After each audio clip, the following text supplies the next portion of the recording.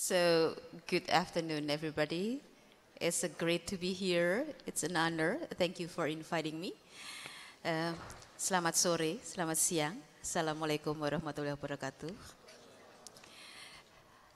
Well, I'm trying to learn how to pronounce the names of our big stars over there. As it was mentioned, my name is Kwartarini. I'm actually have a background of psychologist. I'm a psychotherapist. So please kindly excuse me, somehow I will be then driving you in a lost position when I do the moderation. We have our star here, Ibu Dr. Divya Dwivedi, is that correct? So she's from India. Probably you may ask, how come that Hollywood become Bollywood? It's probably a sign of post-colonial integration. She's one of the writers for Gandhi and Philosophy on Theology and Politics and the year of 2019. She's also the co-editor of Narratology and in the Ideology, the Theory, Forms and Context in Post-Colonial Texts in the 2018 and the Public Sphere from Outside of the West in the 2015. She's a philosopher. She thinks a lot, and that's why she looks very beautiful, because she keeps thinking and how to remain beautiful. And I will have to learn from her. And we have here our colleague, our commentator. First is Dr. Simon Soon. We have a good discussion. How could we pronounce his name? And he said, soon, seperti segera, Simon segera. Simon segera, and then being translated into bahasa Indonesia by Bapak Dr. Budiman. Kalau soon itu bahasa Indonesianya berciuman. Jadi Simon segera berciuman. That's a translation, the post-colonial translation. He's an art history, he's an artist, but he's very good in art history at the Cultural Center of University of Malaya. As you can read in this book, I can also read here, his broader areas of interest include comparative modernities in art, urban histories, and art histography. We will learn from him on this comment on our main speaker, Divya. And last, we have here our colleague, Dr. Manneke Budiman. Manneke Budiman, I've asked him, what kind of name is that, Manneke? Is that Indonesian name? Is that from Sulawesi or somewhere? He said, no, I am also result from the post-colonial, he said. Manneke is Belanda name, and he said, okay, and in psychology, I have learned colonial mentality. Is that a very critical inferiority? That's what I've learned from the hierarchy natural system.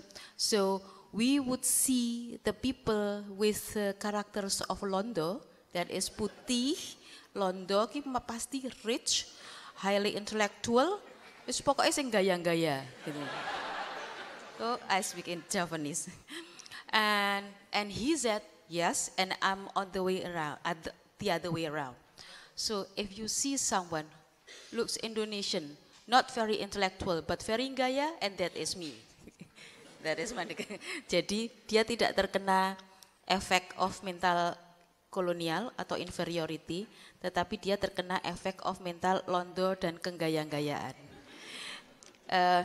I think that's all we are going to have. I know it's going to be very rich discussion, and it is my pleasure to host as a moderator for this session. Now let me invite Ibu. Nah, ini dijawabke wae. Ibu, nang India ra ono ngomong Ibu. Ibu Divya Dwivedi. Okay, the floor is yours. Good applause. Thank you.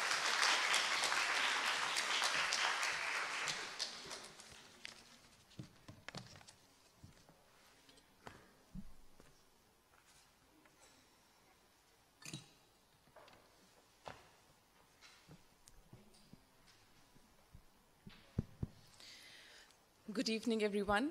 and thank you very much for Kwartarini. Charming introduction to this session and to me. And I would also like to thank Dr. Leonhard Emerling at the Goethe-Institut in Delhi, and especially Dr. Heinrich Blumke at the Goethe-Institut here for extending this invitation to me to participate in a public forum on post-colonialism. It's very important to discuss the comparative studies of colonial histories of different parts of the world, and I was very happy to be among the audience in the first session to see the questions that are raised about the possibilities of these comparisons, the values, but also the limits of comparisons, and especially the note on which the session had ended is the one that I want to begin with. Because when we do a comparative study of colonial histories in different parts of the world, it is to study the extent and the role that they have in shaping the present and the future everywhere. So of course it is a question of history, historicizing and having a relationship to the past. But that act itself is something that will shape our future and how we live with each other together. And that's why I would like to raise a critical note regarding post-colonial theory, which will be my focus for the rest of this talk. Comparisons should keep in view the difference between the historical formations, while exploring similarities and connections between them. And this is something that colonialism was not the first to do. Since the time of the Silk Road and even beyond, there have been historical formations where the dominant mode of being together was of contact, of exchange of culture, religion, languages, peoples, our genetic material. And this is something that continued through the colonial period as well. But of course, the intrinsic nature of each historical formation is different from the other. So we cannot obscure the connections and the similarities, even as we must insist on the differences. That is something the previous session brought to light, that there are significant differences between different parts of the world. Nevertheless, post-colonial studies has encompassed the study of the recent history of so many parts of the world, joined together by the fact that there have mostly been a small set of colonizers and a vast set of different territories. And so if I can quickly sketch what the commonalities have been, it is broad, thematic, and conceptual commonalities regarding the relationship between the ruler and the ruled, the colonizer and the colonized, the appropriation of resources, imposition of accelerated means of production in a society, a sudden introduction perhaps, exploitation of labor, erosion of traditional social relations, denigration of native knowledge systems, and cultural hegemony. And this is a note that will strike often in whichever context one is talking about. The post-colony and post-colonial theory will point this out. And this is what one can call post-coloniality. There is something called post-coloniality, and as a historical formation, it is different in different parts of the world. But the Latin suffix, an ity, we speak of many such, for instance, more recently we have been discussing precarity. So what does this Latin suffix say? It signifies a condition or a state of being. But there is a difference between an ity and an ism, and I want to highlight the fact that post-colonial is one of the few significant terms that lends itself both to an ity, post-coloniality, which is a real existing or existing in the past, a real condition, and an ism, namely post-colonialism. And this is what I want to single out. An ism is an applicable theory, a method for the understanding. It is in constructing a theory of the colonial that there is a departure made by several scholars from studying the historical formations. And this is where, with post-colonialism, we enter the domain of paradigms. And paradigms, by definition, can be glimpsed in repetition. We try to extricate a paradigm from a historical formation in order to see whether this paradigm in its features, repeats in other historical formations or not. So post-coloniality will be quite different in different places, but we have come to develop a theory, and this is what we call post-colonialism. In the case of post-colonialism, we witness a state or a condition that has become a method, and this is an ambiguity that we must be very cautious of. Post-colonialism purports to be a global theory of history and therefore a global theory of politics. First, it represents post-coloniality as the relation between the colonizer's culture and that of what I will quickly call the subaltern, because as it was rightly pointed out, these are sibling discourses, and I would say that they have very much in common. Indeed, subaltern studies as a project could not have been possible if a certain turn had not been made in the study of post-coloniality. There was an earlier phase of post-colonial studies, which was in fact Marxist in orientation, but subaltern studies was a response and a reaction to that. So here we are dealing with a second phase in the studies of post-coloniality, and it is in the second phase that it acquires the status of a global theory of politics and history, and therefore ceases to be confined, ceases to pay attention to the historical formations. Secondly, by examining the various resources and strategies of the resistance to colonialism, post-colonial studies seeks to register the degree to which anti-colonial formations, practices, and discourses are necessarily shaped by colonial ones. This again is a broad feature of the theory that will continue, which is that colonialism has a shaping role, and it seems to radiate even past the anti-colonial struggle and even past the moment of at least formal decolonization. And even the resistance to it is something that is defined by the colonial. And hence, a thesis that we will all well recognize, which is that we continue to be colonized once we have been colonized. It is something like a state in perpetuity. In developing a paradigm, a theory of the colonial and the post-colonial permits applications, as we witness today in the dominance of the idea of reading as our relation now not only to texts, but also to culture, history, and social relations. And it is by becoming a paradigm and offering a theory for application, by becoming a method, that reading becomes the dominant mode of post-colonial studies, which need not have always been the case. It is now possible to hold everything as something readable, only if there is a theory of reading. And therefore, I would say that post-colonial theory or post-colonialism is a particular theory of reading, and it puts us in that relationship to the object of this theory. So within post-colonialism, we find a theory not only of the colonial, but of culture and history as such. And this is where, although post-colonial studies or post-colonial theory posits the colonial moment as the most significant, it at the same time and by the same stroke makes a deep claim about everything that preceded it, just as it makes a claim about everything that will follow from it. And in that sense, it installs the colonial moment as a kind of peak from which one can survey both the past and the future through the same theory of reading. And this, as I will go on to explain, is what I would call, based on a book, as was mentioned earlier, which I wrote with Shaj Mohan and which has recently been published, I would call a calypsology. How it is that history, for which we expect a certain temporality, is reorganized by theory into a paradigm where there is only one vantage point, and that vantage point is the inaugural moment of colonialism. And from that point, there is a kind of even terrain. Of course, details will populate both sides differently, but somehow both the past and the future are gained from a single vantage point, which is the colonial moment. And to have projected the colonial moment to this state of temporality is a calypsology that post-colonial theory performs. So we find within post-colonialism, as I said, not only a theory of the colonial, but of culture and history as such.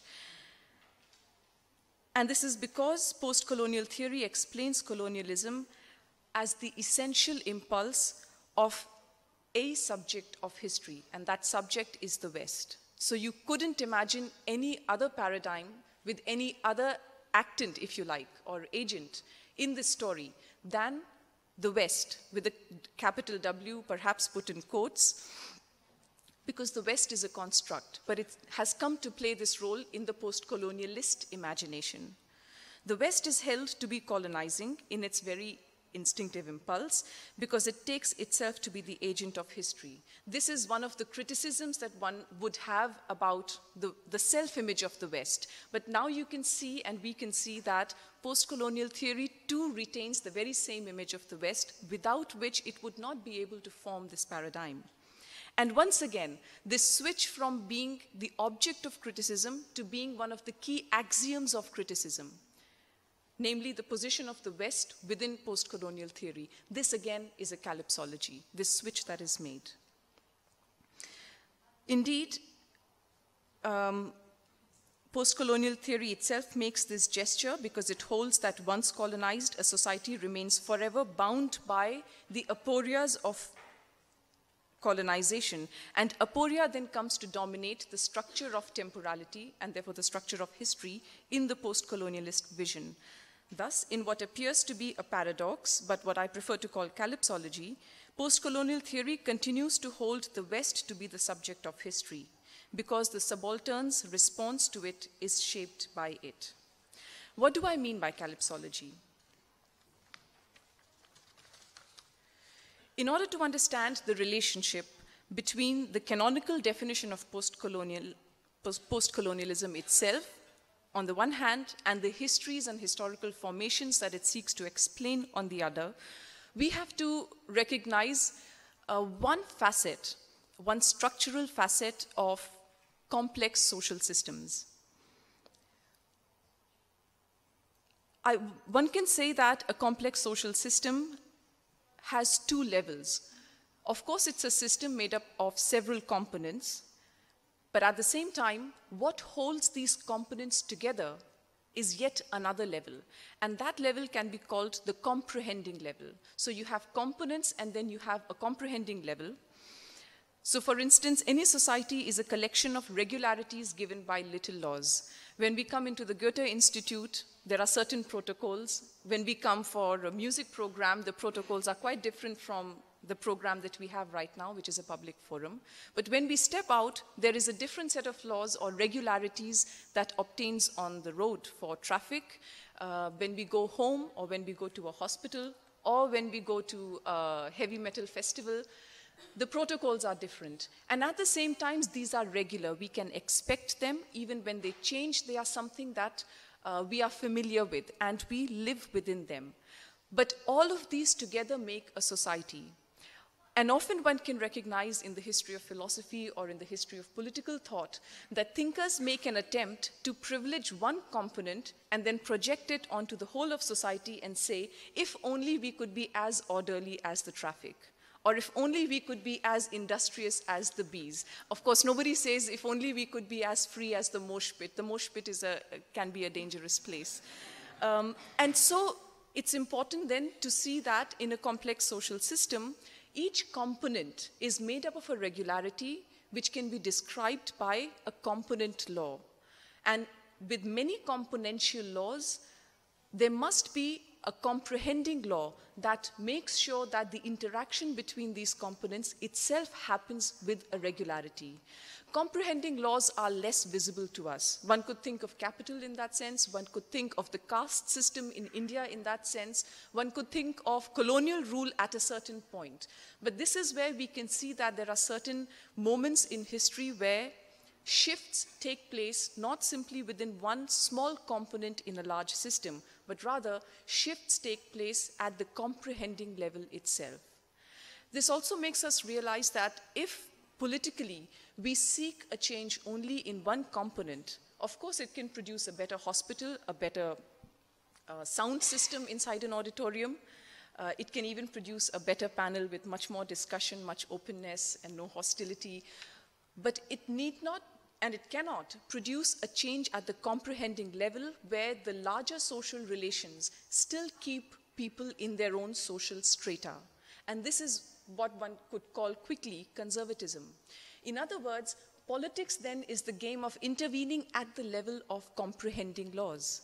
And if we mistake these laws and if we are not able to see them, this is where certain philosophers like Foucault also helped us, because they were able to train our sight at the comprehending laws underlying the social regularities which we inhabit. And it is in this sense that I'm inviting us today to think which is the level, which component and which level that post-colonial theory speaks to, and whether it could at all be an enabling theory of politics, or could it enable a politics that could lead us to a more free society, a more equitable society, because of course we are familiar with the facts of the inequalities and the oppressions which colonizing systems produced. But we also know that societies, before they were colonized, had pre-existing forms of oppression, of inequality, and of injustice. In other words, what we have witnessed is the shift from one comprehending law to another, and we have to ask ourselves, what is the comprehending law that governs us today as we sit together and discuss the efficacy of post-colonial theory itself? So, if I make a case that there is a calypsology in the post-colonial theory, what I mean by that is that post-colonial theory has precisely put before us a particular componential law, namely that of culture, and this is where the theory of reading works best, because culture, as we know since the shift of culture studies, is something that can eminently be read, interpreted, it can be reinterpreted, but perhaps this is not the mode in which all the different components of our societies function. So post-colonial theory invites us to treat the whole of society through the lens of just one of its components.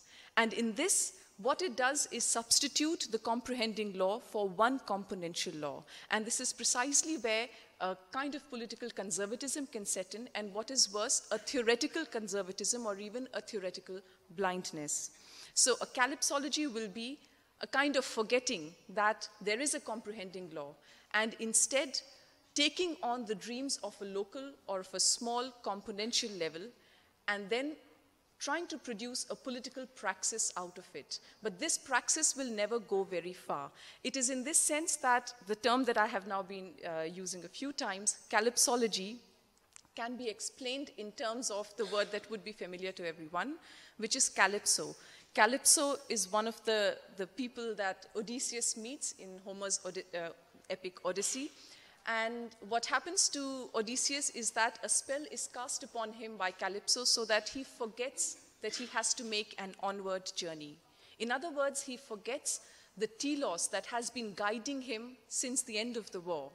And instead, another goal is exchanged, or rather, the very present is exchanged for the future.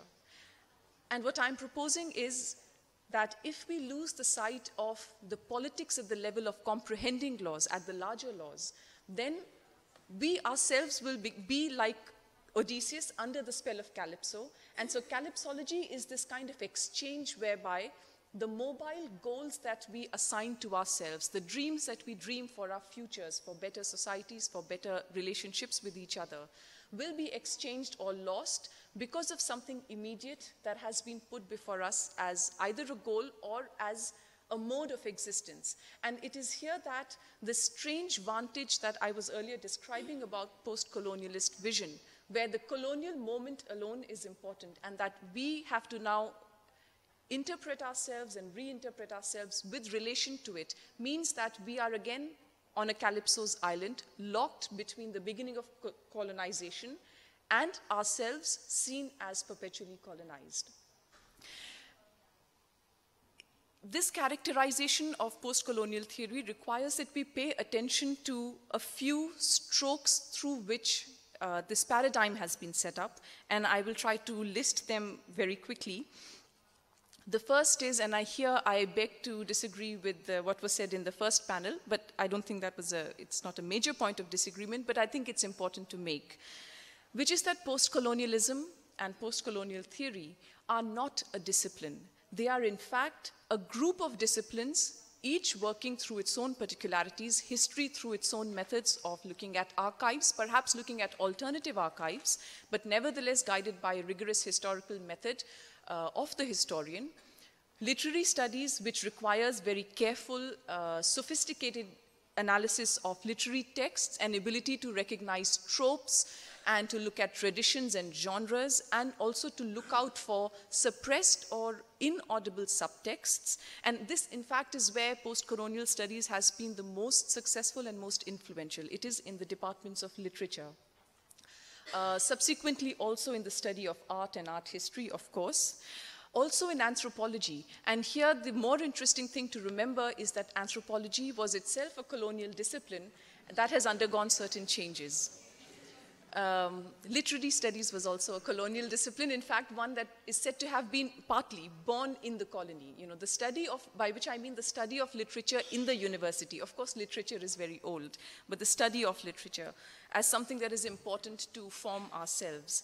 So post-colonialism is, first of all, not a discipline, but it has this ambiguous status as simultaneously a condition and a method.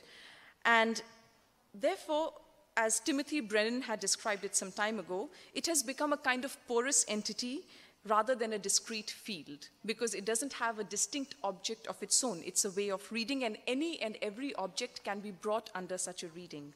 So it's not a discrete field. It arose in the form of a political metaphorics. I'm quoting Brennan. It arose as the form of a political metaphorics rather than a bordered space, either field or discipline. And therefore, it's interesting to note that we often call it post-colonial studies, where studies is a designation that indicates a relatively stable object of necessarily multidisciplinary inquiries. I think if you recollect, it'll be more or less the same for gender studies and so on. But not just that it has somehow the stability, it also has certain comfort with contestations or contentions over the precise determinations and the concept and reality of the thing that it designates. In other words, and I think this must be a familiar experience for us, that even when there have been challenges to post-colonial theory or there have been criticisms, somehow they get absorbed into the field of post-colonial studies. And in other words, the studies somehow continues to gain legitimacy and continues its course as though these challenges had never existed. Because the point of a challenge, if it is a true one, should be to then displace the studies or to offer some other kind of corrective. This is also true of globalization. In fact, globalization studies came as a challenge to post-colonial theory. Subsequently, the distinction between the global north and the global south being one of the terms that guides us in these coming today and tomorrow. These were all terms that were developed as a criticism of post-colonial theory, that it was still lost in the old distinction between the East and the West. So again, it's interesting to note that the West remains as the prime object guiding this theory, but the West is now counterposed to the global South. So it's a map which perhaps only a calypsology could have produced, a map where the West and the South are opposed to each other. Second is, of course, something that has now been repeated twice by Cheng Benhuat and Chua Benhuat, and also by Kwartarini, which is that post-colonial theory, as opposed to the historical formations of post-coloniality, is a theory that has a predominantly South Asian character. I prefer to use the word subcontinent rather than South Asia. And so one notices that the theory, first of all, is subcontinental insofar as the primary historical reality which it converts into a paradigm is the reality and experiences on the in the subcontinent. Secondly, this conversion into a paradigm is conducted by very influential scholars who have their origins in the subcontinent but are often placed in the first world or the Western Academy, if you like, in US, UK, etc. But also because one of the important thinkers who was inspirational for post-colonial studies is Gandhi. But this is something I will come back to in the remaining time.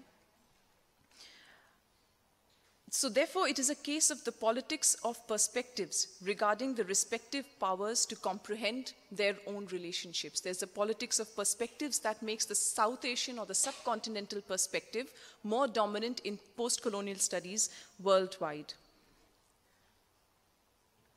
Thirdly, post-colonialism is a shift from materiality to a discourse of reading. This is something that I have already mentioned, but it's just an important reminder that there had been critiques of the colonizers' relationship to the laws of the colonized people, the resources, the labor of the colonized people, which was part of an earlier Marxist-oriented post-colonial studies, but that has been left behind.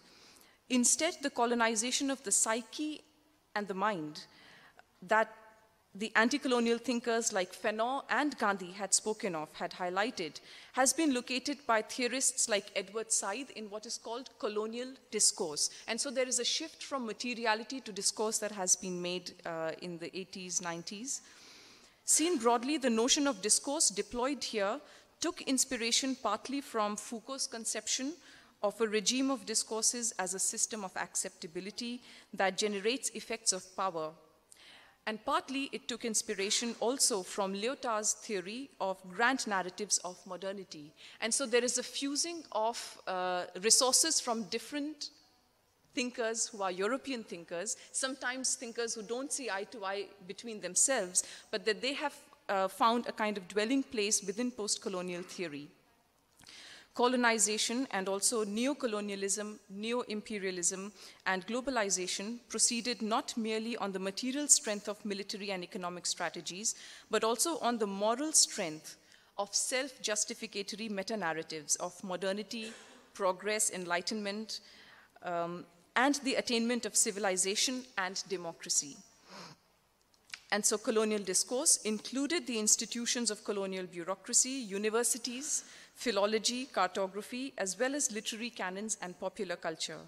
Indeed, literature and culture therefore have been seen as an integral part of the colonialist ideology, and this also helps the shift from materiality to discourse to dwell in disciplines like literary studies, which itself gave way to very broad culture studies. But this should also alert us to a host of other concepts that map the paradigm of post-colonial theory. Concepts like violence, episteme, indeed Europe itself, and the term indigenous.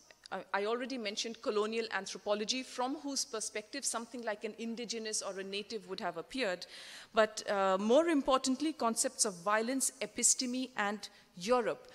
Which concept of Europe informs post-colonial studies? Is it Europe's own concept of Europe? This is something that would then alert us to the fact that 20th century post-colonial theory, rather late 20th century post-colonial theory as it developed in the hands of Homi Bhabha, Gayatri Spivak, and then the Subaltern Studies Collective, took these concepts from philosophers like Walter Benjamin, from Jacques Derrida, from Levinas, and I'm naming only a few. That is, it has its intellectual resources in European philosophy and theory itself. Post-colonial theory, of course, does not acknowledge that its own political epistemology is derived from Europe, that it is, in fact, derived from European critiques of Europe's own epistemology, own political epistemology. And so post-colonialism draws predominantly from post-structuralist theory, from postmodernist aesthetics, and it does so to propose that the colonizers produced the colonized as their other. This very idea of construction or production of your own other is in fact something coming from Foucault through Said to the post-colonialist thinkers that we recognize as such.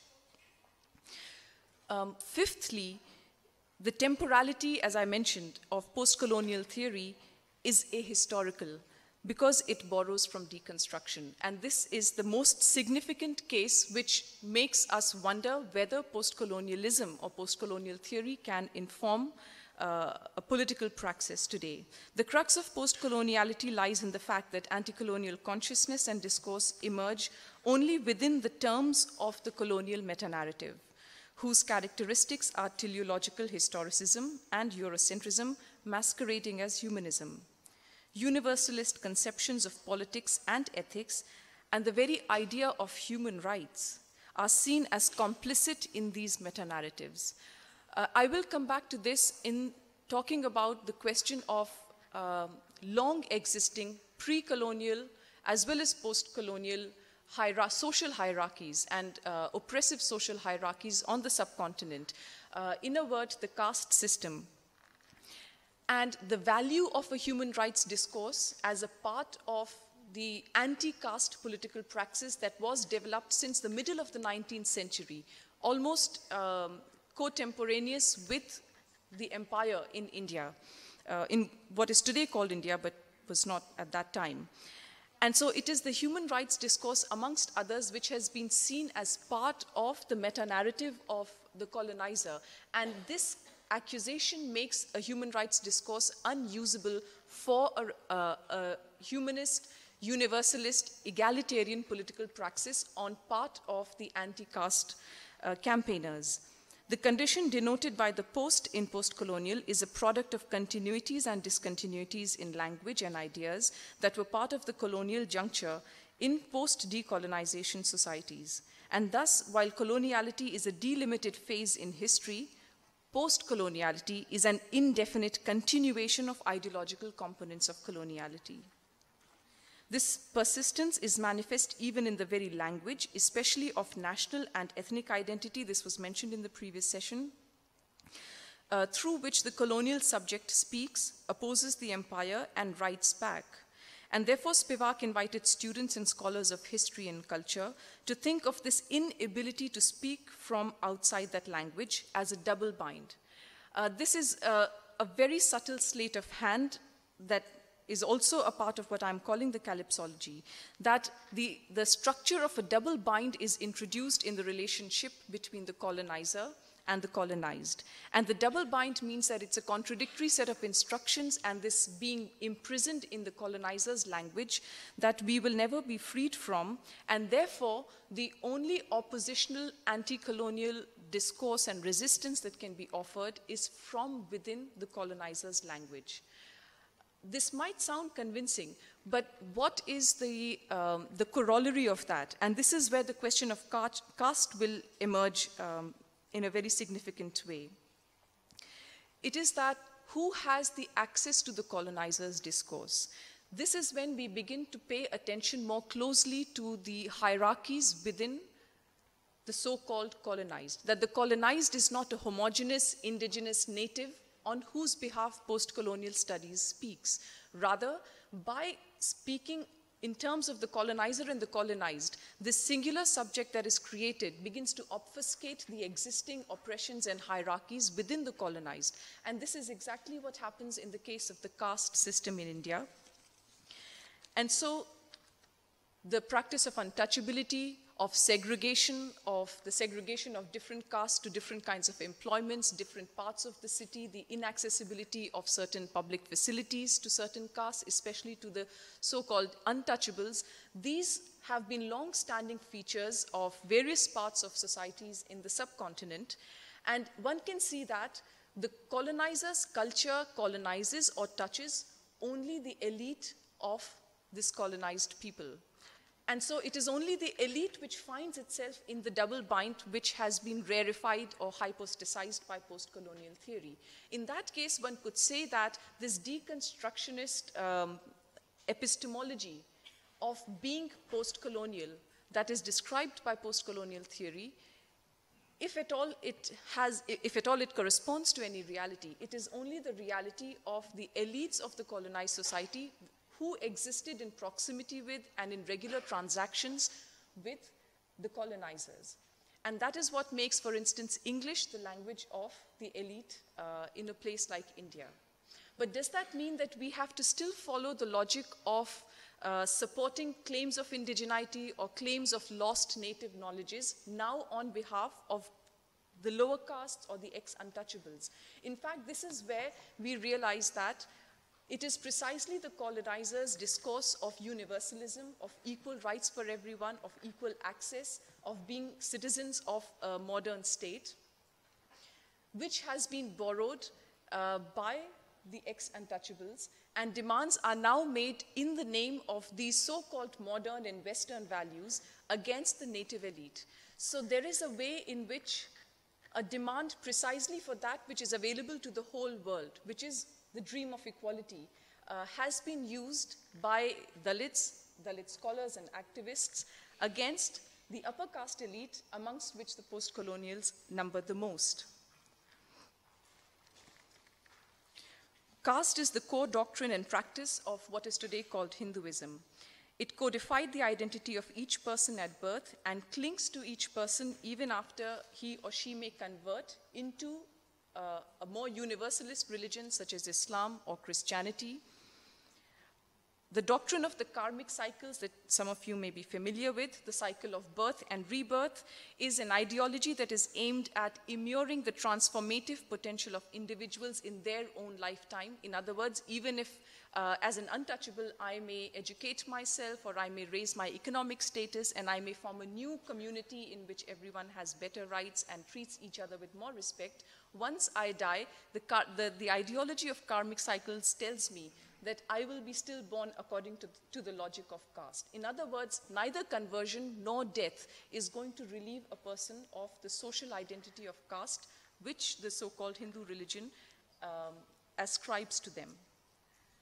And this is where one can say that there is a functional isolation of individuals by caste. An individual who is capable of many potentialities is isolated to just one function, the function of playing out his or her caste. And it is against this that the colonizers' discourse has actually been used to argue against the existence of the caste system.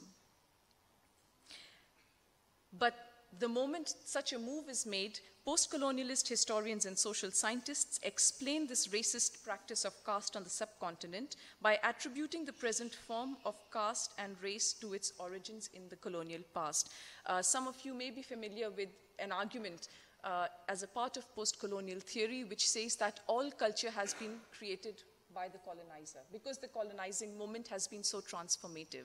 But this has provided a ready excuse to say that the pre-existing ideology of caste was actually consolidated and given its present shape by colonialism itself. In other words, the one, well not the one, there are many, but the one crime which has been persistent in the native communities themselves is also now attributed to the colonizer. And that removes the agency, the configuration of oneself as a permanent victim even in one's own cultural practices. Takes away agency, but moreover, it takes away culpability and responsibility from the colonized people themselves, because everything can be blamed upon the colonizer. And therefore, post-colonialism excludes or else occludes the different preoccupations of the other ideological contestations that cannot and will not be contained within the explanatory ambit of post-colonialism. And this is where the example of Dalit writing, Dalit studies is very important. It is also telling that subaltern studies historians have contemplated only a Hindu subaltern, and they have little or nothing to say about Muslims or about lower castes in the subalternist historiography. And this goes back to the very definition of the subaltern, as I said in the beginning of the lecture, that the idea of the subaltern is derived from a certain self-construction of the post-colonial elite, and it is done by post-colonialist theory in opposition to the Marxist strand of post-colonial thinking, namely that the subaltern is no longer identified in terms of his or her economic and class status, but rather the subaltern is identified in terms of a consciousness where the native rituals, the native traditions and religions are still retained. And so the subaltern consciousness is one that by definition remains untouched by the colonial intervention. But who could such a subaltern be? I cannot take too long to make demonstrations from the texts of subaltern historians, but you will see admissions from themselves where the examples of the subaltern are usually examples from the upper castes of the subcontinental society. So this conjunction where the upper caste can actually be a subaltern with respect to the colonial, while in fact the upper caste is an all-powerful dominator with respect to the lower castes and the untouchable, excluded people of the subcontinent.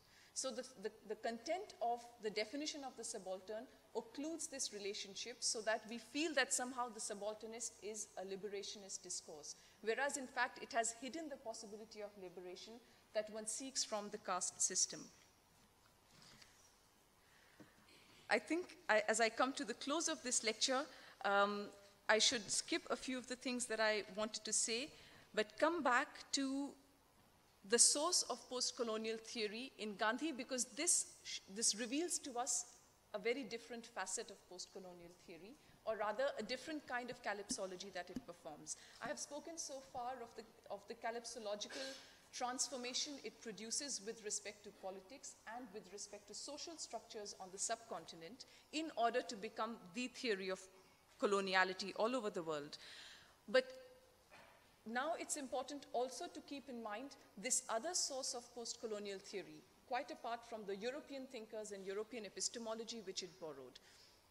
The figure of Gandhi. Gandhi, along with Fanon, is one of the two prominent anti-colonial thinkers who drew attention to the epistemic violence. This is a term that often repeats in post-colonial theory. The epistemic violence, much more than the material depredation of local economies that was conducted by colonialism. And it is to Gandhi that post-colonialist theorists owe the very definition of the West. Gandhi said that the West was equivalent to civilization, and both the West and the civilization produced by them, this idea of a superior civilization which had to be brought to the dark continents, this was an invention of Europe through which it conducted a great violence upon other societies which lost not because they were weaker, but they lost because they were more spiritual. And they did not believe in this accelerating modern civilization which was constantly seeking greater and greater speed, faster and faster technology, and therefore was by its very definition colonial. So the equivalence that is produced between the West, the idea of the West, and colonization, that is to say, the idea that throughout its history, right from times immemorial, the West was destined to conquer and colonize. This is something that Gandhi had created. Simultaneously, the idea that if the greatest violence of colonization was epistemic, then the greatest resistance had to come spiritually and had to come, therefore, from native religions.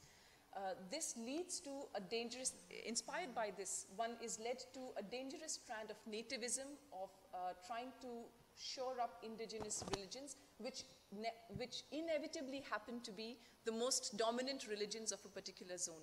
As in the case of the subcontinent, which is a multi-religious, multi-ethnic, very complex society, Hinduism has become the dominant religion and is now trying to establish a Hindu nationalist state. This is something quickly referred to by Benpat, and I'm afraid I cannot describe it in much greater detail, but I hope very much that you are familiar with the present developments in the attempts to establish a Hindu nationalist state, giving rise to what could be called a Hindu Nazism or a Hindu fascism, which has proceeded through organized, programmed riots against minorities, both religious minorities and the lower caste or ex-untouchable peoples. So if these social divisions have continued, it is because of the way in which post-colonial theory has legitimized the claims made by the dominant voice in the subcontinent to be the representative native religion in charge of the program of opposing the colonizer. In other words, in looking at the past through the lens of post-colonial theory, we have lost sight of the present dangers and the future in which our ability to be together as multi-ethnic, multi-religious, tolerant societies is imperiled. But the second aspect of the calypsology performed upon Gandhi is that at the same time, Gandhi is not so simple an anti-colonial thinker as post-colonial theory has made him out to be. In other words, there is a much more sophisticated system underlying Gandhi's many concepts. Passive resistance, non-violence, satyagraha, some of these you might be familiar with. But he has been treated by post-colonial theorists and indeed by everybody as a Nietzsche-like aphoristic thinker whose slogans can be borrowed and turned into banners, something which I would, along with my co-author, call paternal reason. That is to say, you need the name of the father, but the content is whatever you want to inject for your present campaign. So Gandhi is also someone who lends himself to a very simple and iconic caricature, just one line with, the round glasses. And behind that, the symbolic power of that figure is such that whether it's ethnocentrism or fascism or ecological consciousness or even a Mont Blanc pen, all of these products can be sold under the banner of Gandhi. And what we have done is then lost sight of the very sophisticated, logical, systematic set of concepts that Gandhi himself had produced. And I want to give only one glimpse of that, which is that, first of all, Gandhi did not want any of the existing religions to be revived. He was not a revivalist or a traditionalist in that sense. He also did not want the existing wisdoms of the East, something which today people look for in yoga or in going for a dip in the Ganges or wearing Hare Rama, Hare Krishna robes. He would have been quite horrified by those visions, but rather he had created something which he called religion with a capital R. And in order to do so, he said that we had to treat nature as a set of laws. So as Gandhi was not an anarchist, he was not an antinomial, but what he called law was something that most of us will find quite unusual and at the same time fascinating and maybe even horrifying. I will give an example of how he himself could assimilate sources both from so-called West and the so-called East or even Hinduism in order to create a thought system which was quite distinct, extremely innovative and materialist in ways which we must philosophically understand, rather than call him a fluffy kind of spiritualist. So here is the way in which Gandhi, who wants to propose a theory of nature as a moral nature, morality as intrinsic to nature, says that moral laws are right there, they are in nature. And he reads Darwin in order to give an instance of how you can find morality in Darwin. I know that this will make all of us gasp, but I think it's worth listening to. And this is how, if at all there's a racism and casteism in Gandhi, it is to be found. He says that some hold that Darwin taught that strength is enough. That is, those who are physically strong ultimately survive. Superficial thinkers may believe that morality is of no use in this Darwinian vision, but this is not Darwin's view at all. We will find evidence from the early history of man that races without morality have disappeared. In other words, here is a very unique Gandhian Darwin, for whom it's not the survival of the fittest, which is anyway a very restricted and erroneous understanding of Darwin, but it's the most moral who survives the most.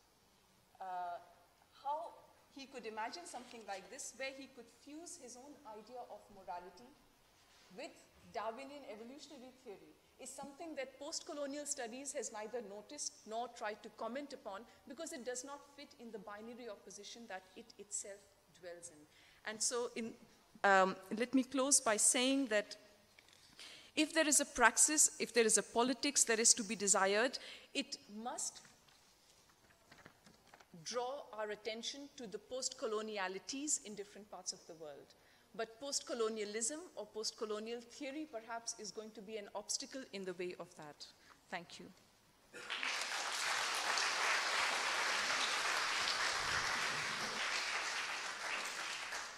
Well, thank you very much. Pretty and smart. That is Divya Dwivedi. You know what she has been covering 13 disciplines. That is culture, language, linguistic, philosophy, history, literature, law and logic, sociology, politics, social justice, calypsology, humanity, indigenous and epistemology, and social identity. So I would never be able to pass all of the courses. It's good to be in psychology. Okay. But I like the way when she was looking at me when she was saying colonialization on the psyche and the mind. So this is referring to my book on colonial mentality atau mental Buddha. If you're interested in that, come over again after dinner and we'll have our session. Just kidding, just kidding. Oh, that's also right. Right, here is. Okay, now allow me to invite our pengomentar. No, there is no Indonesian for pengomentar. commentator. It's Simon Sund. Ya. Oh, Pak Manneke dulu. Pingsut. Huh? Oh, segera dulu, Sund.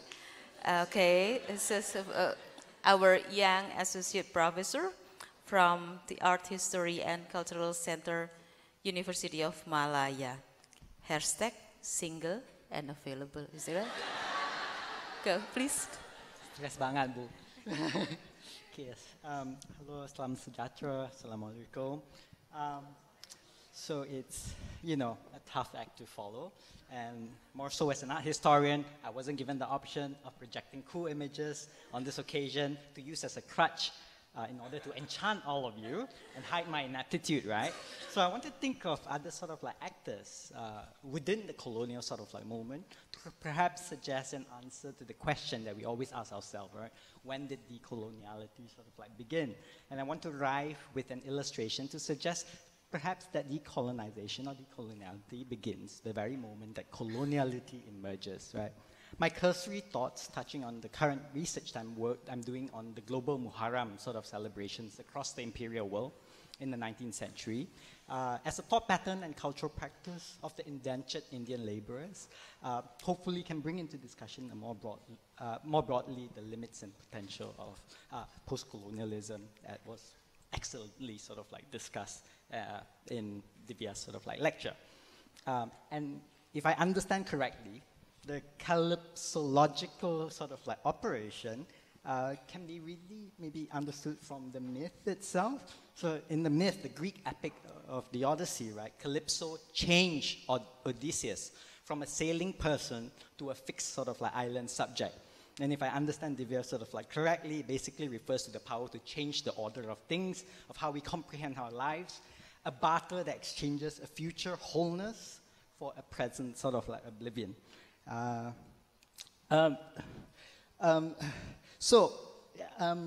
guess in some ways, I want to perhaps offer a kind of like maybe a deconstruction sort of like reading of the calypsological by thinking not only in terms of it as a metaphor, but also through its emergence as an art form, to perhaps think of another possible sort of like trajectory outside of the figure and politics of Gandhi. There is another related register of the calypsological that perhaps can be argued to have emerged around the early 20th century in a genre of music in the West Indies, in the Caribbean islands, yeah?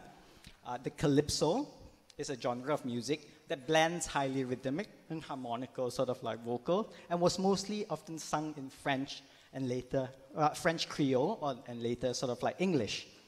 Calypso as a form of music allowed the masses to challenge the doings of the unelected governor or legislative council and the elected town councils in places like Trinidad and Tobago. Calypso continued to play an important role in political expression and also served to document a different kind of history of these territories, perhaps serving the role of addressing injustices in what Divya calls the component sort of like level, if I understand the division between comprehending and the components of that level. But what is seldom mentioned is also a third factor beyond the creolization of French and African sort of like culture that produces calypso. And this can be found in the cultural expression of the Indian indentured sort of like laborers that were shipped over to the West Indies, and the cosmology that they managed to produce in the form of Muharram sort of like celebration, where towers symbolizing the tombs of Hussein and Hassan, and basically these are from Shiite sort of like forms of practices, were built and paraded throughout the colonial towns the world over, not just in the West Indies, but in Natal, South Africa, Mauritius, Fiji, Singapore, Penang. Okay? Tracking a different form of cosmic will centered on the universalizing pathos of social injustice, yeah? Pits emotion against composure, passion against enlightenment, and also creates an expanded understanding of India beyond the geographic confines of the nation state or the subcontinental, and recenter the diasporic circulation and experience at the heart of the colonial sort of like critique. the very height of imperial rule. More importantly, I also think that maybe in the calypsological, when subjects are changed, what is also contained within this sort of like moment of transformation are seeds or flights of fantasy, like the teeming mass of slaves and indentured laborers who dreams, not only a form of address that is locked within a very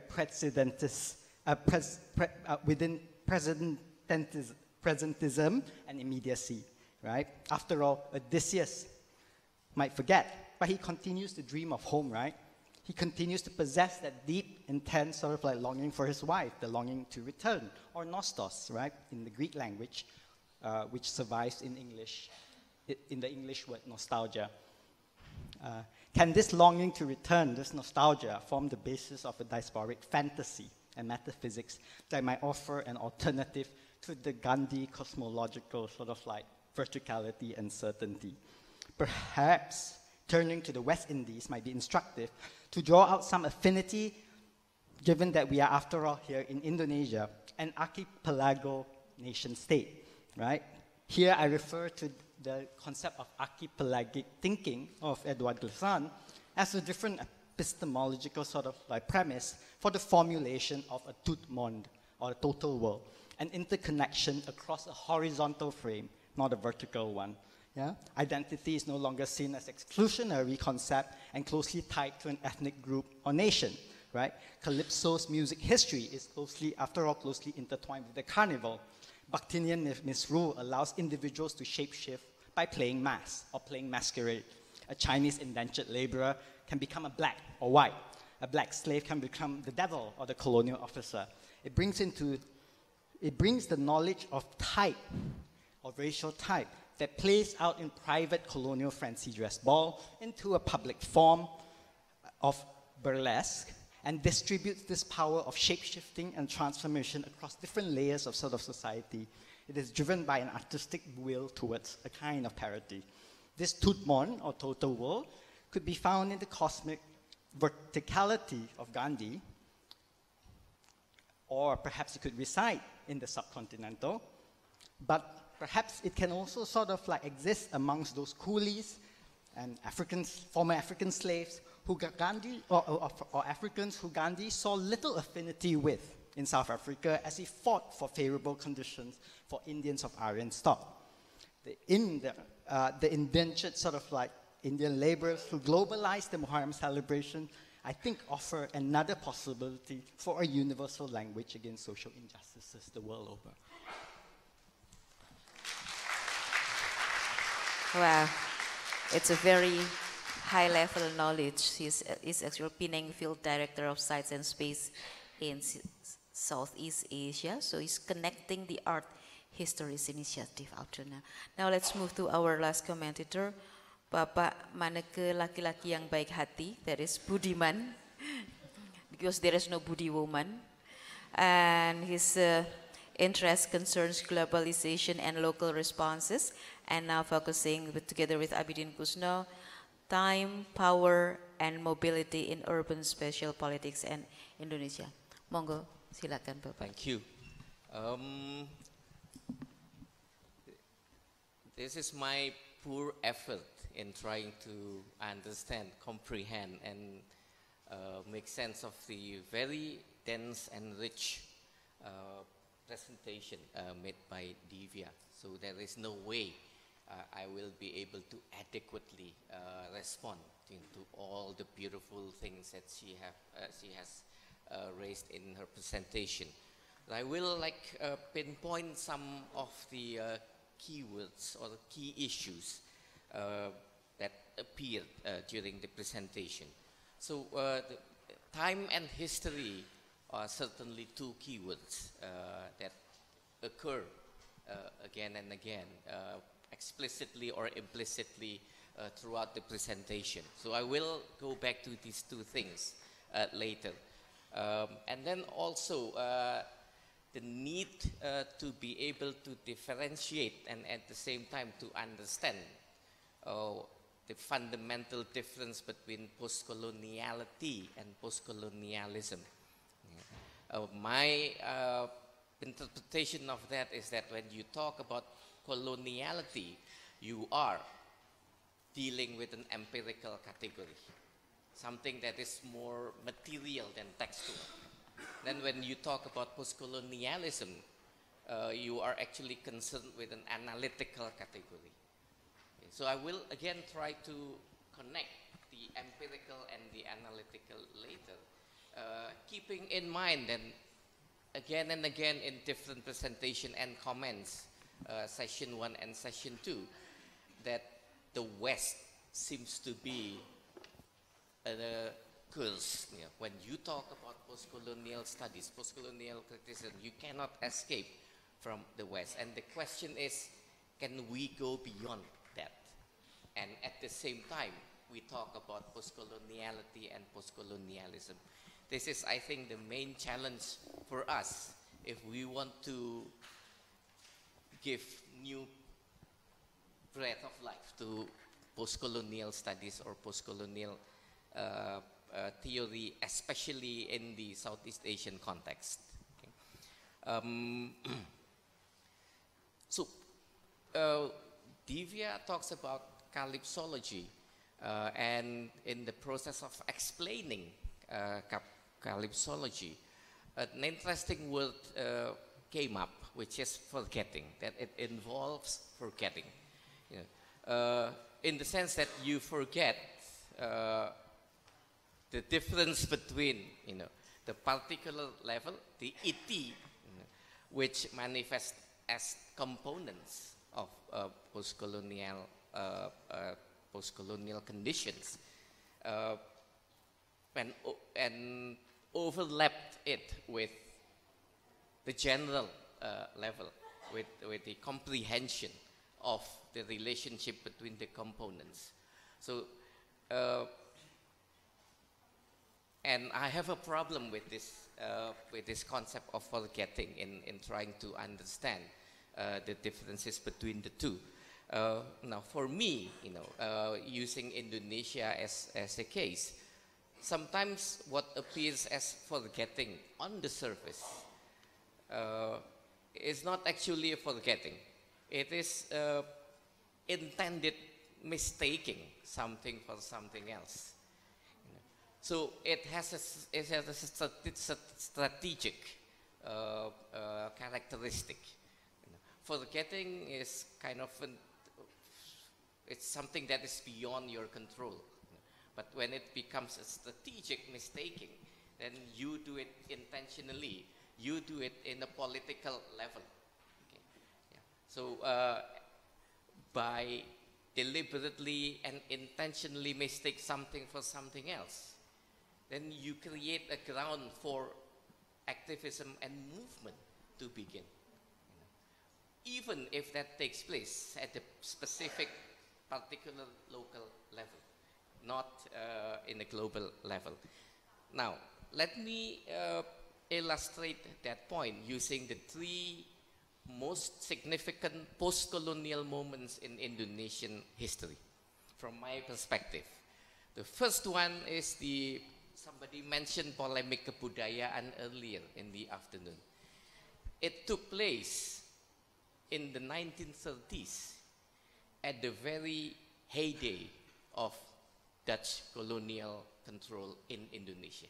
Even when colonialism was still there, two scholars, two intellectuals talk about the future. They talk about Indonesia in the future without having to invoke the Dutch at all, even though the colonial control, the colonial power was 100% intact at that time. So this goes beyond post-coloniality. This goes beyond post-colonialism. You talk about decolonial thinking. Okay. Second moment also took place when the Dutch colonial control was still very powerful. The 28th of October 1928, the Youth Oath. Everything in those three oaths are about Indonesia. the Dutch is irrelevant. And this is in the colonial era. It's not in the post-colonial era. That the colonized are able to talk about themselves beyond the colonizer. So that gives us hope and space to revitalize post-colonial studies and post-colonial theory, at least in the Indonesian context.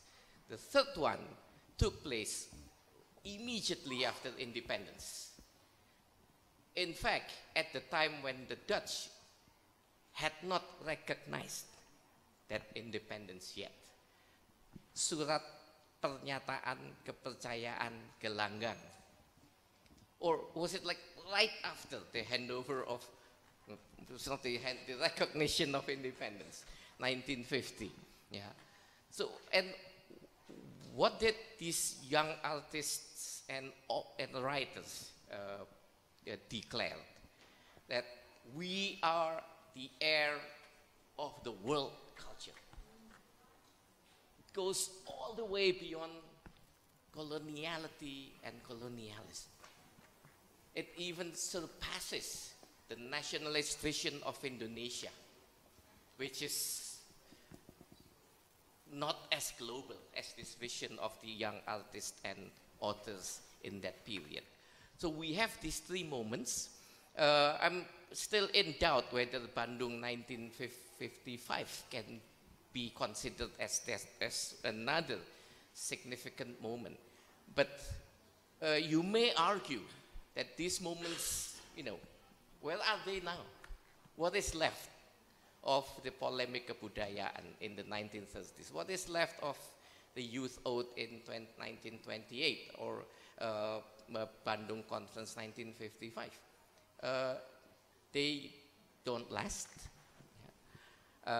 They don't stay permanently with us to be the everlasting spirit.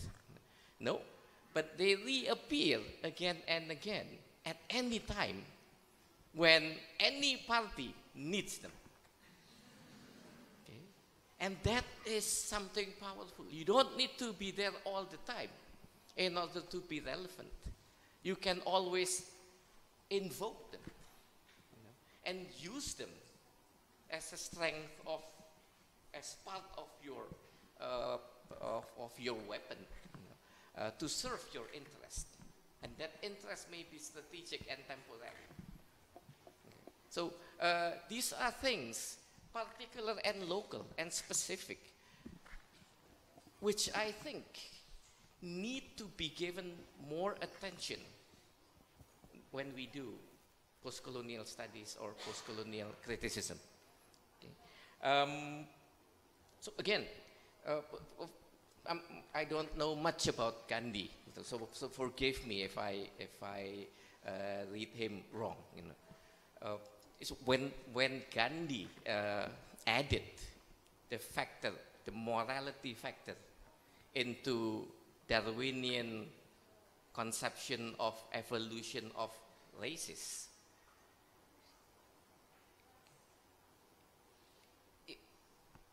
that races will not be able to survive without morality. That is another way to say, hey Darwin, you are wrong. West, hey West, you are wrong. Okay. So the West is still there, but certainly Gandhi subverted this Western universalist evolutionary discourse about races. So this is another mode of doing decolonial studies, that is moving away from post-colonial studies.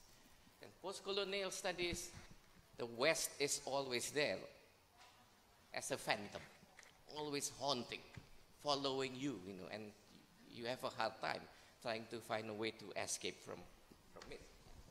So, now the question now for me is,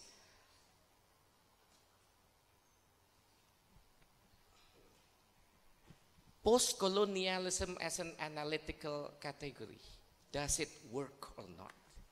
Okay. So that is a question. Yeah. Now, this is my own answer to that.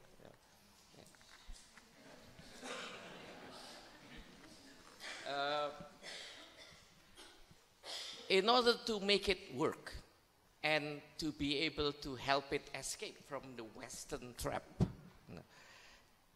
you have to ask new questions, such as what new practices, what new discourses existing in the post-colonial era that did not exist in the colonial era, but are always blamed on to the colonial past.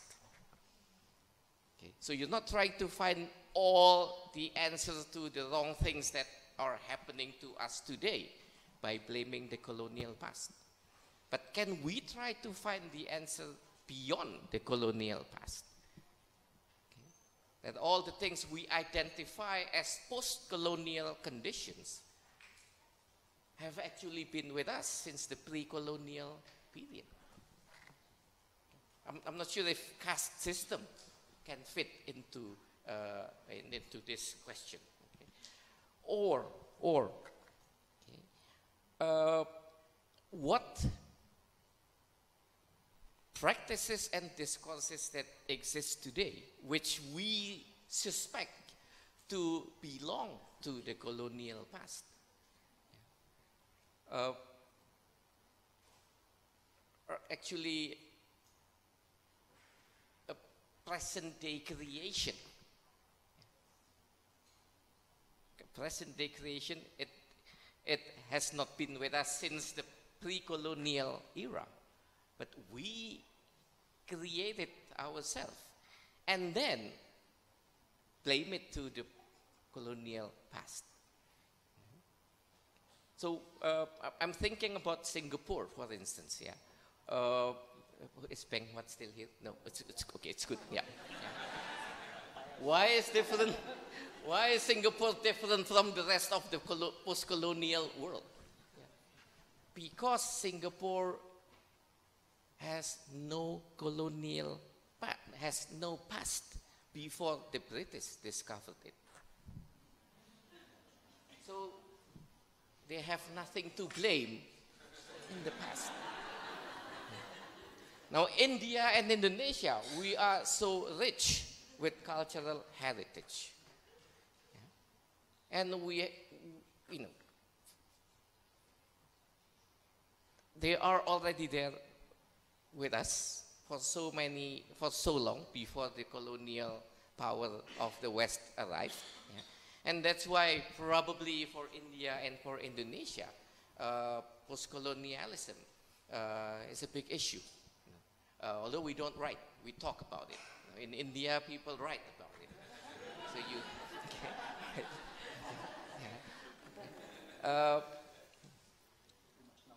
Yeah. Yeah. So if we can then, in order to have a better comprehension at a more global level, you know, of post-colonialism, can we go back to the particularities, to the specific local things that we always blame onto the colonial past, but actually they are part of our cultural heritage, for better or for worse. You know, so you talk about corruption. It's very simple explanation that we always offer ourselves is Singapore has no corruption because it was colonized by the British. We had a problem with corruption because we inherited the legacy of the VOC, which was the most corrupt in multinational corporation, perhaps, in the history. But India was also colonized by the British, and every time we watch a Bollywood movie, the main theme is always corruption. by the local state governor or head of the police station, and yeah. So these are like some jumbled ideas that I can offer you at this point in order to respond to Divya's presentation. Sorry if I miscomprehend. Yeah.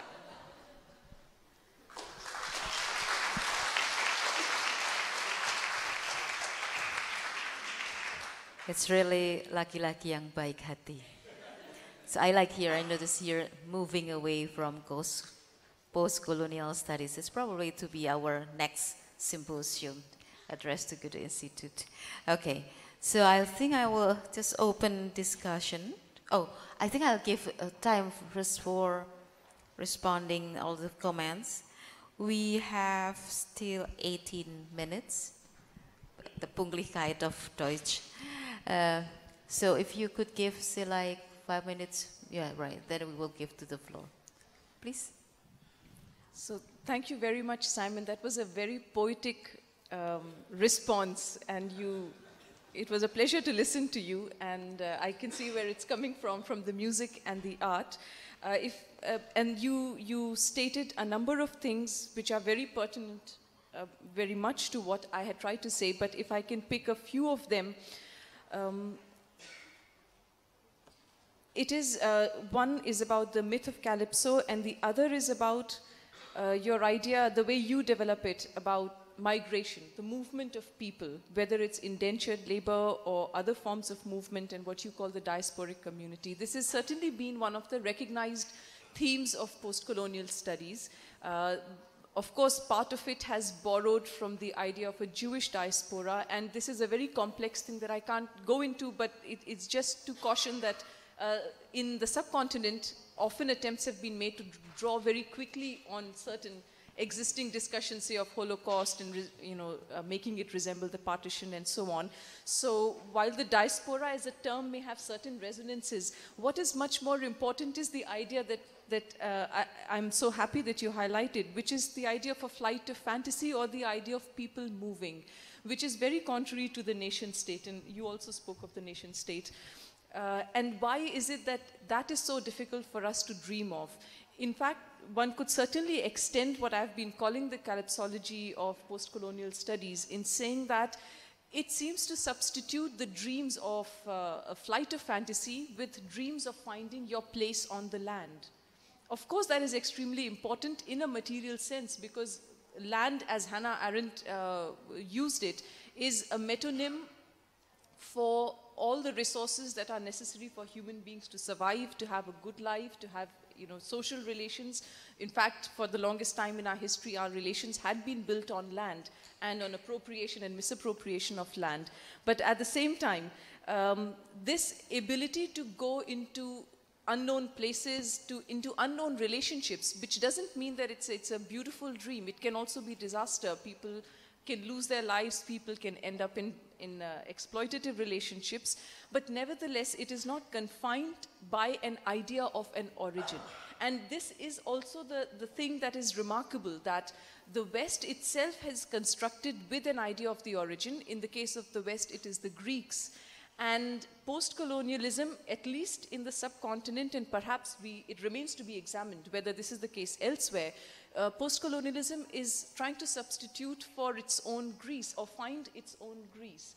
And in this sense, to relate to your past as your origin is always going to be a selective lineage. Whereas the thing that Manneke said is beautiful, that idea at the third moment that you quoted, where you said that the slogan just after, or a little before independence, was that we are the heirs of the world. And that is true. I mean, if at all we are a diaspora from out of the African continent, and that is all of us. So in that sense also, I think there has to be a difference with post-colonial studies. And of course, Edouard Glissant had that vision, and I think that's why he had a more uncomfortable relationship with post-colonialism. But I also wanted to stress that there is a way in which some of the terms that are deployed by post-colonialism in the name of which a recovery is sought. Culture, religion, but not caste. I mean, and in fact also not race.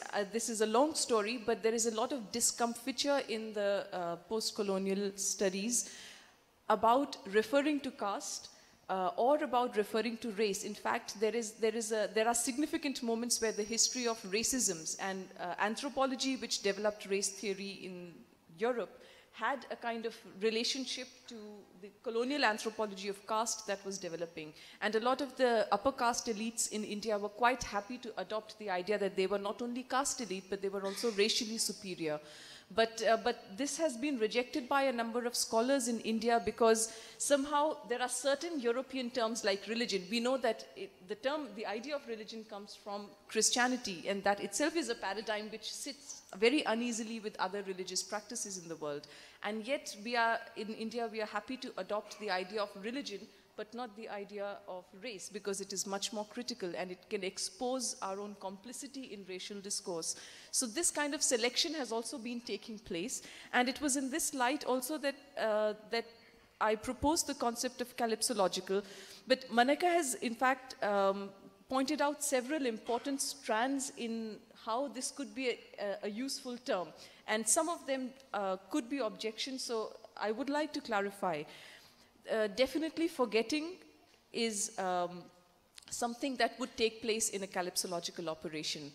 But when, of course, one says forgetting, one immediately thinks of Heidegger, and one thinks of that equally problematic construction of the West, which is dependent upon the idea of the Greek origin of the West and the Greek origin of philosophy. And in fact, there, unlike Hegel, where it is a history of progress, in Heidegger, there is a history of forgetting, or a kind of decline from being. And that itself is very troubling, because as we now know through the black notebooks that have been published, Heidegger's own anti-Semitism is somehow involved in having thought of history as something in decline. But that is not the forgetting I had in mind. I wanted to make a free use of forgetting to describe what is done by post-colonial studies, not so much in forgetting the past, but in forgetting the present. So what happens, in my view, in a calypsology or in a calypsological operation is that the multifarious relationships that make up our present society, of course, they include many strands which come from the past and others that we have recently invented. Sometimes we invent things under the pressure of history. And so you are right that there are inventions. But what we forget is how it is presently hanging together under a comprehending law. In other words, we are asked to dream of an origin and to dream of a utopia. And in this sense, what we have to pay attention to in Gandhi is the utopia he creates. It could be quite disturbing, the utopia that he proposes to us. But nevertheless, it is from the present that we are doing that. So in other words, the forgetting is more about partial vision than about something that is left behind in the past. In that sense, it's also not what Simon called nostalgia. And therefore, what is the product of such a forgetting? Probably this is also true of Heidegger in a different direction, but what happens is a kind of mythogenesis. The Greeks had myths just like the Calypso myth, which my co-author and I draw upon, but nobody gets upset or nobody's sentiments are hurt that we have turned Calypso into a philosophical term. Whereas if one were to do the same with some of the myths that are dear to the so-called Hindus, then it could lead to a very aggressive confrontation. And the history of that confrontation is there in modern India, in the demolition of the Babri Mosque. A lot of riots and pogroms took place after that, where very large numbers of Muslims, in other cases against Christians, where a large number of Christians were killed and displaced and rendered homeless. So there are myths that can kill. And in this sense, one of the worries about post-colonial studies could be that this oppositional, confrontational, and finally binary idea of history, West versus us, could lead to the genesis of new myths. And this mythogenesis could kill, as it is doing in post-colonial India. So it is more about the anagogy, if you like, of post-colonialism. And in that sense, post-colonialism too is inventive. It invents new myths and new pasts for us to try to go back to. In that sense, I call it an anagogy.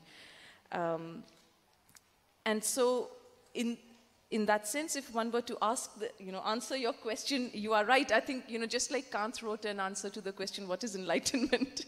We could frame a new contest in which all of us who have been in one way or the other engaged with post-colonial studies could write a response and answer to the question, what kind of obstacle could post-colonial studies be, if at all?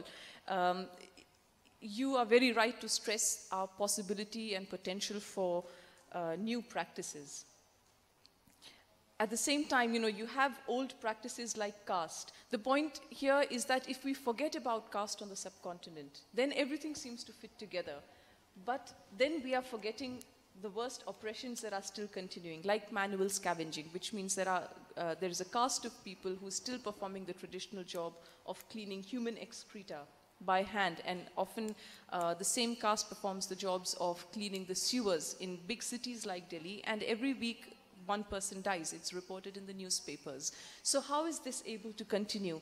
In that sense, definitely we need new practices and something newer than even post-colonial theory. So perhaps the question then is both how to invent new practices and how to select what it is from the existing structures that works for us and that we can continue. For instance, India as a constitutional democracy, has a strong, enlightened, liberal constitution. It is something that has been possible in India as a result or in the aftermath of the colonial juncture. It would not have otherwise been the case. Is that something which is valuable? Can we take constitutional values along with us as we create new practices against or for decolonization? I think it is possible. In one way, we refer to it in our book under the last chapter called anastasis, which means what it is that has to be resurrected. It's a very important question, but a question which asks us to imagine a future for ourselves, rather than to resurrect the past. So will we be able to do away with this? No. But can the past remain without obtruding as a pressure into the present, or an unresolved past which makes us stuck so that we can only repeat that past? I think, and that's the fine difference between the two visions. Yes. Wow, it's going to be a long discussion. Thank you very much.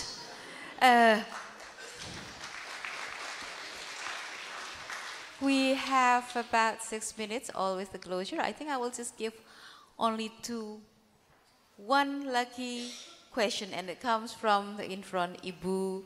Can you see your name? Ibu Tamania. Okay. One question. If we still have enough time, then we will continue, but we will have only one first. My name is Tamalia Alishavana, and I'm the cultural editor of the Independent Observer. And if language is culture, you are speaking English.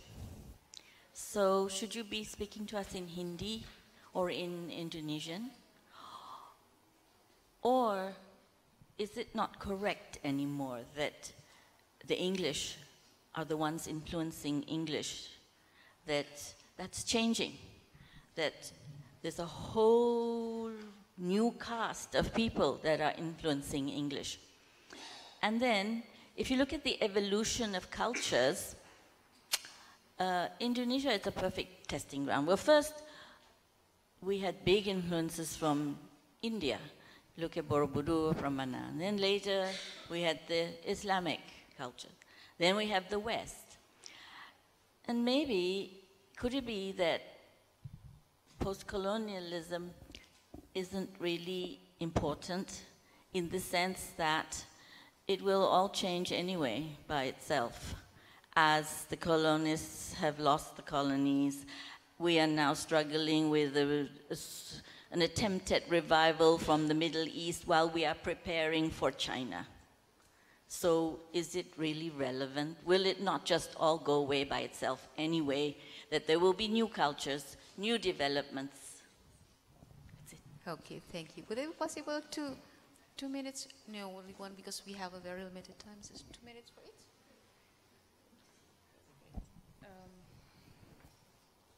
Thank you. I, in fact, don't think that language is culture. Language is just one of the ways in which we express, communicate, relate to each other. But culture definitely I see as a canon or as a repository of objects through which we define ourselves. So while languages take a longer time to change, cultures can be acquired and then even forgotten very quickly.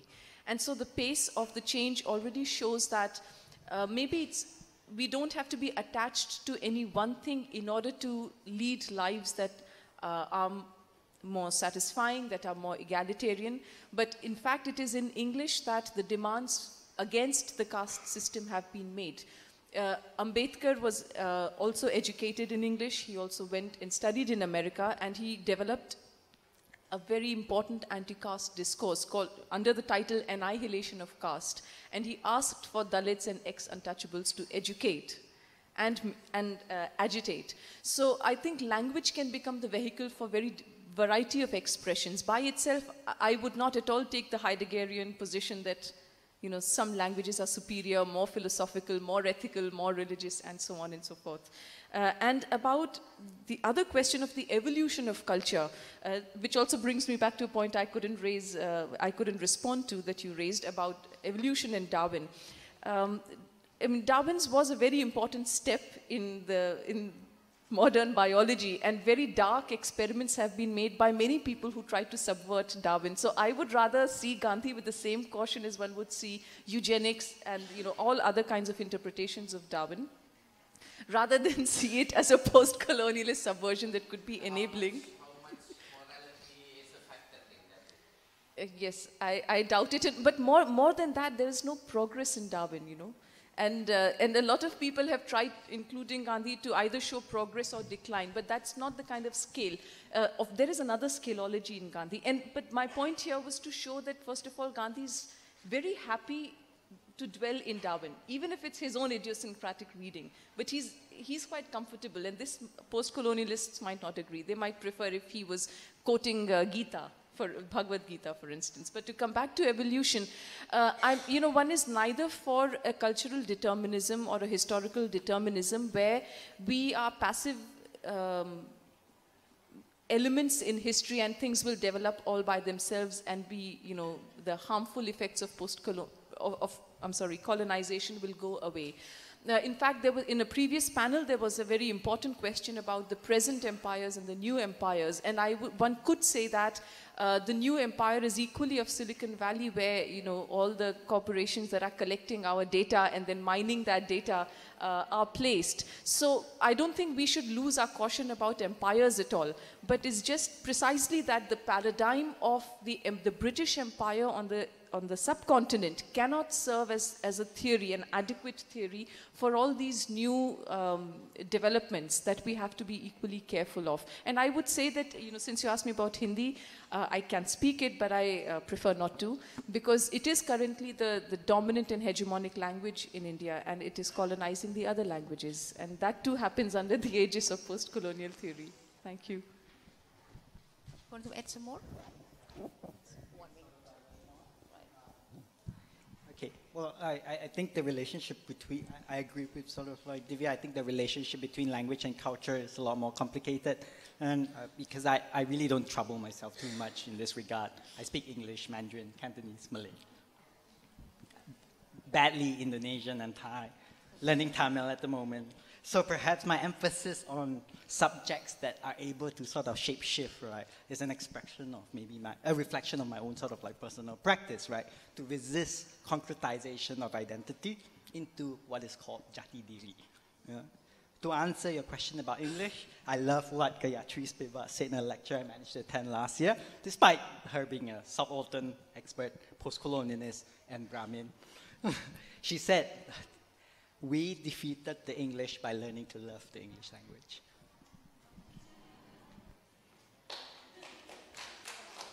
Half minutes. I'm not going to comment on the English language part, but on the peculiarity of our cultural history, in which we have witnessed the arrival of Hinduism, Buddhism,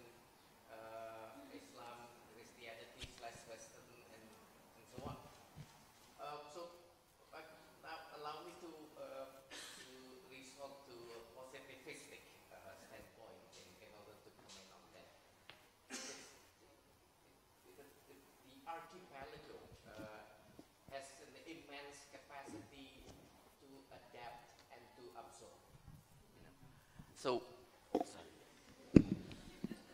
and that gives us not only a rich inventory of culture, it gives also us a repertoire of alibis. We can always explain ourselves by referring to the past. Oh, that's because the Hindus came several hundred years ago. That's because the Buddhism was here. Or it's because So we always have a lot of resources in our past in order to explain ourselves today. But that is the attitude that is the opposite of the important post-colonial moments which I explained to you just now. Yeah. So we the adaptability and the fluidity, the ability to fluidly and flexibly use what you have in the past in order to explain yourself today. That is a strength, but at the same time weakness. And for me, we have to be concerned more with that contradiction rather than with the phantom of the West whenever we do post-colonial studies in Indonesia. Well, okay, yeah. I wish I could more accommodate to some questions, but I can't. I'm sorry. I have to close this before giving up to Goethe. I'm not trying to pretend knowing everything to provide you summary, which I actually also don't. So I give the freedom of you wrapping up and having the summary on your own. But what I have noted very important is that our mind goes without boundaries. So we have history, yes. We will accept this history, yes. And instead of blaming the history, we'll move our mind into now and then the future with our strength within ourselves. Thank you very much, and I hope you have a very good evening. Thank you very much.